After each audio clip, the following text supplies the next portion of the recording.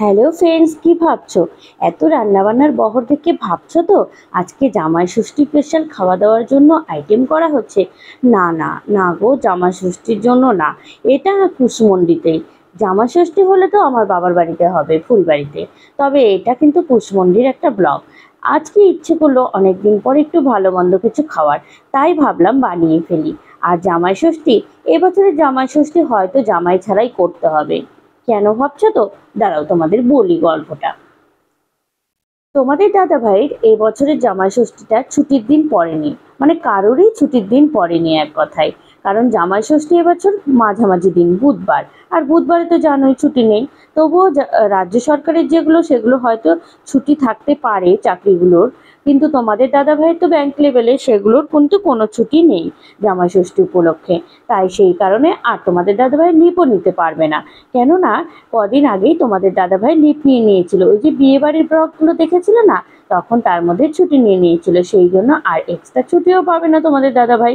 তার কারণে আমাকে একাই যেতে হবে জামাইকে ছেড়ে রেখে ষষ্ঠী করতে বাবার বাড়িতে। তো সেই জন্য ওইটাই বললাম যে জামাই ছাড়াই এবছরে ষষ্ঠী হবে। তো আজকে সেই কারণেই ভালো মন্দ একটু খেতে ইচ্ছে করলো। তো সেই জন্য ভাবলাম যে একটু ফ্রাইড রাইস আর চিলি চিকেন বানিয়ে নিই। তো রেস্টুরেন্টের মতো চিলি চিকেন তোমরা যদি দেখতে চাও বানানো, তাহলে আমার রান্নার চ্যানেলটা ফলো করো। সেখানে আমি পাই টু পাই দিয়ে দেবো, হ্যাঁ, ব্লগটা, মানে রান্নার ভিডিওটা। আর এখানে তোমাদের সাথে জাস্ট একটুখানি শেয়ার করছি। চলো চিলি চিকেনটা ফটাফট করে গল্প করতে করতে বানিয়ে নেওয়া যাক।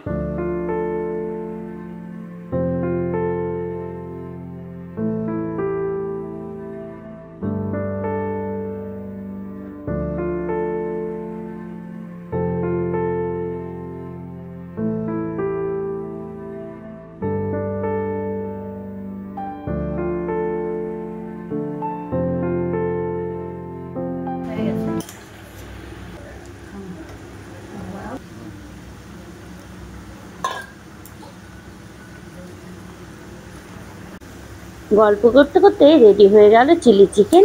আর লাস্টে আমি কর্নফ্লাওয়ার দিয়ে দিচ্ছি একটু গ্রেভিটা ঘন করার জন্য। আর সবশেষে একটু দিয়ে দিচ্ছি গোলমরিচের গুঁড়ো। চলো রেডি হয়ে গেল তাহলে চিলি চিকেন। এটা গ্রেভি জমে যাবে, দেখো আধা ঘন্টা 10 মিনিট 15 মিনিট রাখলে।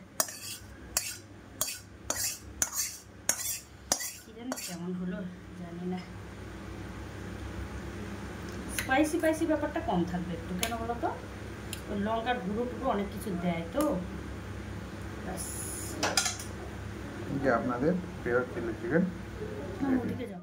চিলি চিকেনের সঙ্গে ফ্রাইড রাইস না হলে ব্যাপারটা জমে না। তবে নান হলেও মন্দ হয় না। আজকে আমি নান বানাচ্ছি না, আজকে আমি চিলি চিকেনের সঙ্গে ফ্রাইড রাইস বানাচ্ছি।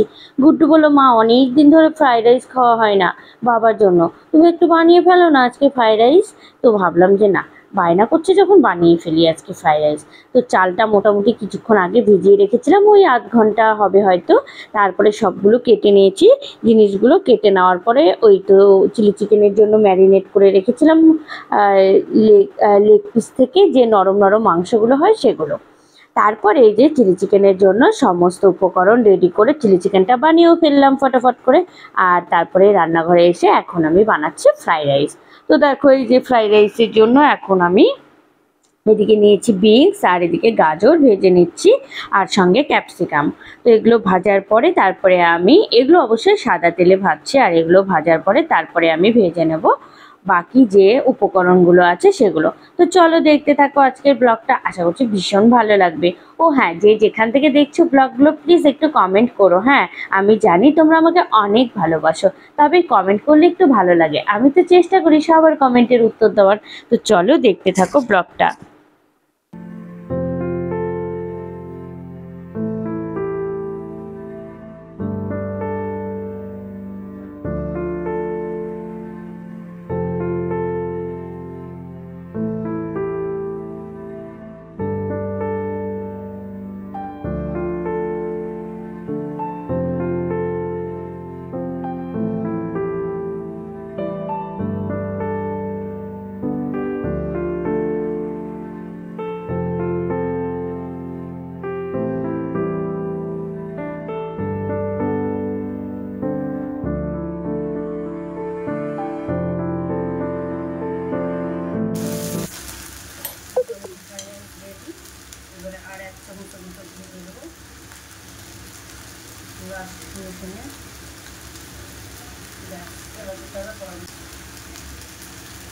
সামনে যে গরম মশলা স্বাদে আলাদা অপরন্ত।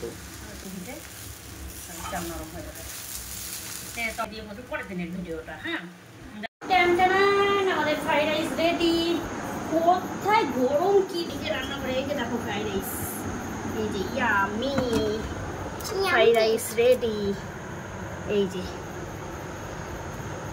ফ্রাইড রাইসটা একটু পরে ভয়েস দিও। ফ্রাইড রাইসটা একটু ঠান্ডা তাই না, ভয়েস পরে দিও। এগুলো তো দিলেও হবে না এখন ভালো না। স্যালাড, চিলি চিকেনটা দেখে দাও। এই যে হলো আমাদের টেনটেনান চিলি চিকেন। ফাঁকা থাক, ঠান্ডা লাগবে হবে তবে। চিলি চিকেন ফাঁকা রাখলে কিছু করবে নাকি? একটু ফাঁকা রাখো, অল্প একটু। ওকে, স্যালাডটা ঢেকে রাখি। চলো বোতল জল ফ্রিজে রাখি, ঠান্ডা জল ছাড়া খাওয়া যাবে না। আর ফ্রিজে একটা কি খাবার আছে দেখি তো, ঠান্ডা ঠান্ডা। 7 আপ, ফ্রিজে আছে একটা 7 আপ।